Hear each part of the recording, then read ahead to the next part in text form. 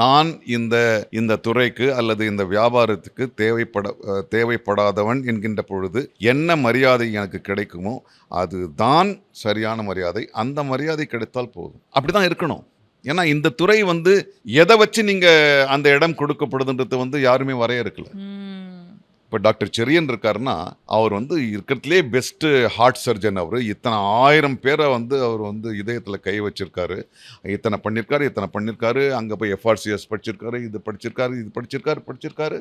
அப்புறம் ஹாஸ்பிட்டல் கட்டினாரு, இவ்வளோ பேர். அதனால அவர் இங்க இருக்காருன்றத அவருடைய இடத்தை கணிக்க முடியுது. ம். இப்போ மற்ற நடிகர்களை பற்றி நான் சொல்கிறேன். நான் இந்த இடத்துல நான் இருக்கேன்னா, இந்த இடம் எனக்கு சொந்தமானது, இது ஸ்திரமானதுன்னு நான் எப்படி நம்ப முடியும்? எந்த நேரத்திலும் பறிக்கப்படலாம்.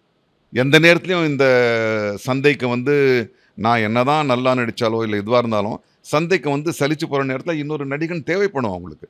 அதுதான் நியதியும் கூட.